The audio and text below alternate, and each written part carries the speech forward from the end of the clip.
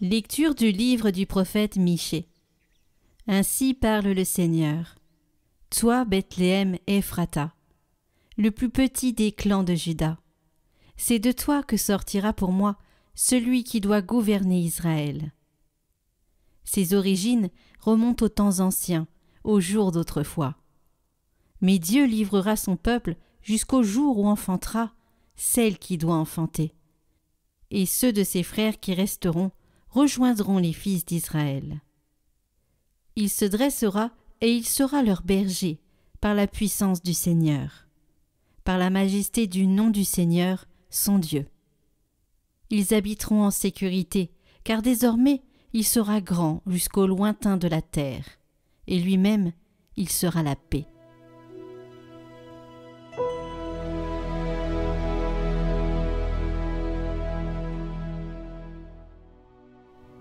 Dieu, fais-nous revenir, que ton visage s'éclaire et nous serons sauvés. Berger d'Israël, écoute, resplendis au-dessus des kéroubim, réveille ta veillance et viens nous sauver. Dieu de l'univers, reviens, du haut des cieux, regarde et vois, visite cette vigne, protège-la, celle qu'a plantée ta main puissante. Que ta main soutienne ton protégé, le Fils de l'homme qui te doit sa force. Jamais plus nous n'irons loin de toi. Fais-nous vivre et invoquer ton nom.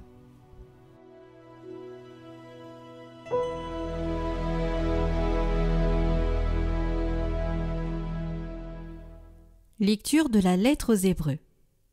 Frères, en entrant dans le monde, le Christ dit : Tu n'as voulu ni sacrifice ni offrande, mais tu m'as formé un corps.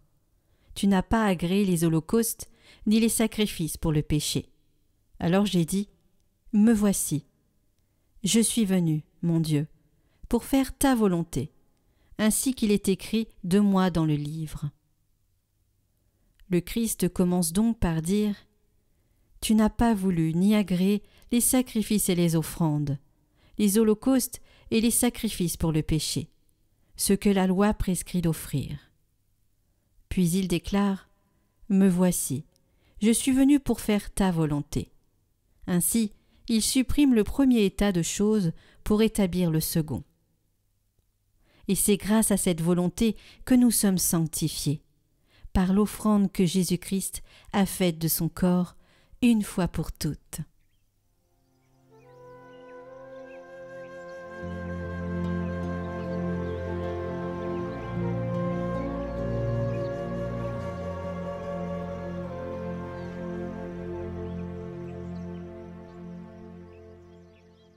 Évangile de Jésus-Christ selon saint Luc.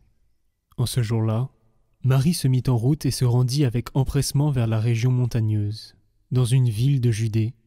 Elle entra dans la maison de Zacharie et salua Élisabeth. Or, quand Élisabeth entendit la salutation de Marie, l'enfant tressaillit en elle. Alors, Élisabeth fut remplie d'Esprit Saint et s'écria d'une voix forte : Tu es bénie entre toutes les femmes, et le fruit de tes entrailles est béni. D'où m'est-il donné que la mère de mon Seigneur vienne jusqu'à moi ? Car lorsque tes paroles de salutation sont parvenues à mes oreilles, l'enfant a tressailli d'allégresse en moi. Heureuse celle qui a cru à l'accomplissement des paroles qui lui furent dites de la part du Seigneur.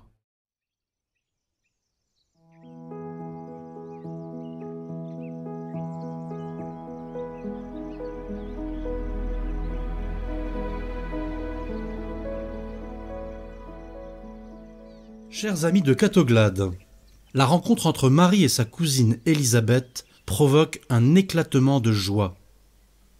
Jean-Baptiste d'abord, encore dans le ventre de sa mère, tressaille de joie. Et à ce moment, Élisabeth est remplie de l'Esprit Saint et exprime aussi son bonheur. Marie ensuite va chanter son chant de joie, le Magnificat. C'est une réaction en chaîne qui provoque une extension progressive du domaine de la joie. La présence cachée mais rayonnante de l'enfant Jésus encore dans le sein de sa mère, la descente du Saint-Esprit, voilà ce qui provoque la joie, Voilà ce que Marie apporte à Élisabeth.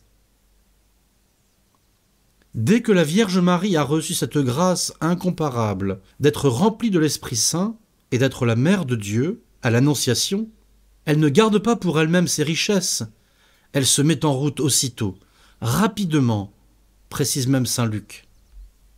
Marie ne retient pas pour elle-même les dons de Dieu, elle les communique. Elle est mue par une urgence de transmettre. Et déjà, elle est non seulement mère de Jésus, mais mère de l'humanité. Sa maternité divine commence au jour de l'Annonciation, déclenche en elle sa maternité spirituelle, elle part aussitôt en mission, portant en elle Jésus. Elle porte aussi en elle la plénitude de l'Esprit Saint, qui la couvrit de son ombre et conçut en elle le Fils de Dieu. Jésus et l'Esprit Saint viennent toujours ensemble. Ils sont un feu brûlant en Marie. Et elle ne reste pas chez elle à Nazareth pour savourer le don reçu en solitaire. Elle communique ce feu, cette vie. Nous disons de Jésus dans le Credo, par l'Esprit Saint, il a pris chair de la Vierge Marie et s'est fait homme. La grâce de Dieu en nous aussi vient toujours de l'Esprit Saint par la Vierge Marie. En ce jour, à peu de temps de Noël, admirons la Sainte Vierge, notre Mère, comblée de grâce. Reconnaissons-la comme notre Mère avec Élisabeth. Elle nous donne la vie divine.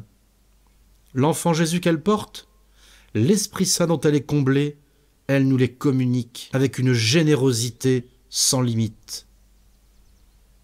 Elle est mère de la croissance de la vie divine en notre âme.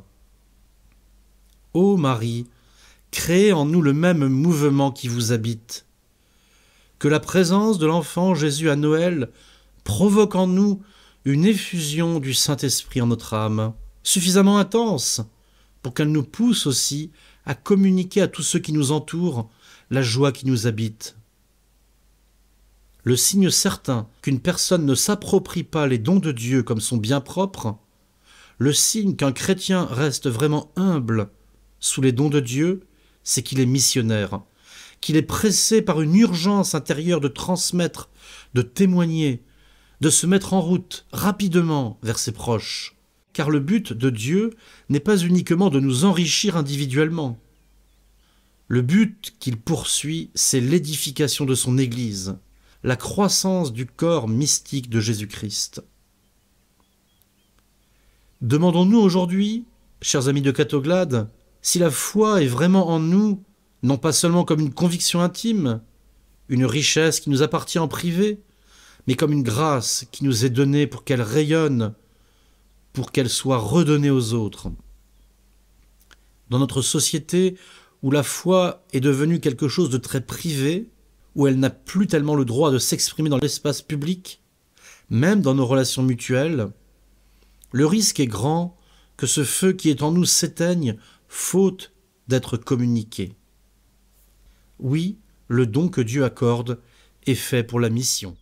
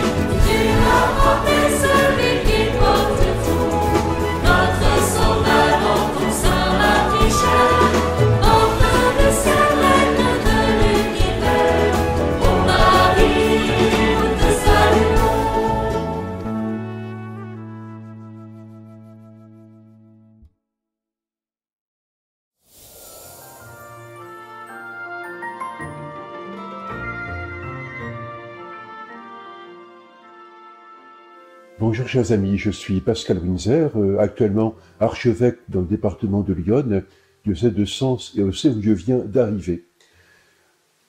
Lorsque je m'apprête à fêter Noël, j'aime bien toujours redire qu'il y a bien des manières de célébrer la fête de Noël. Il y a parfois une forme de parcours obligé qui est fait de réjouissances, d'achats, etc. Et il n'y a pas à se priver lorsqu'on le peut. Mais on peut aussi choisir de célébrer Noël plus simplement. Il y a quelques années, je me rappelle avoir rappelé ou répondu à des questions en disant que le soir de Noël, on me demandait qu'est-ce que j'allais manger. Je répondais de manière un petit peu rapide, une boîte de petits pois. Certes, j'allais sans doute consommer un peu plus que des petits pois, mais cependant, c'était une manière de dire pour moi que, certes, Noël, c'est un repas partagé, et j'espère que beaucoup pourront en profiter, mais aussi pour moi, évêque, Noël, c'était avant tout la liturgie. C'est le fait de célébrer la messe, de célébrer la nativité du Seigneur, le soir de Noël. Il y aura bien d'autres moments pour moi de partager un repas, mais le soir de Noël, c'était pas ma priorité, et ça ne me manquait d'ailleurs en rien. Il me semble que cela est bon aussi à redire. Quelquefois, on sent comme une forme d'imposition. Il faut faire comme cela pour bien célébrer Noël. Non.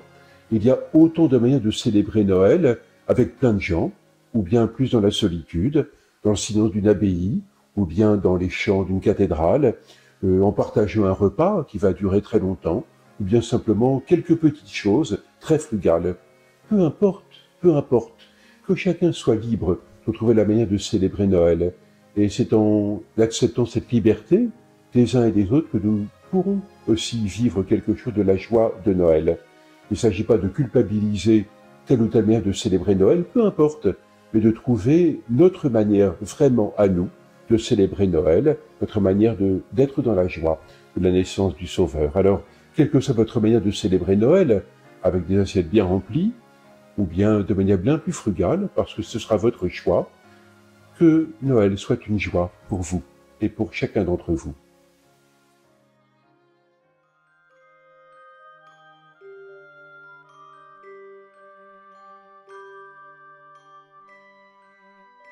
Prions pour toutes les intentions déposées en commentaire cette semaine. Notre Père, qui es aux cieux, que ton nom soit sanctifié, que ton règne vienne, que ta volonté soit faite sur la terre comme au ciel. Donne-nous aujourd'hui notre pain de ce jour. Pardonne-nous nos offenses, comme nous pardonnons aussi à ceux qui nous ont offensés. Et ne nous laisse pas entrer en tentation, mais délivre-nous du mal. Amen. Je vous salue Marie, pleine de grâce. Le Seigneur est avec vous. Vous êtes bénie entre toutes les femmes, et Jésus, le fruit de vos entrailles, est béni.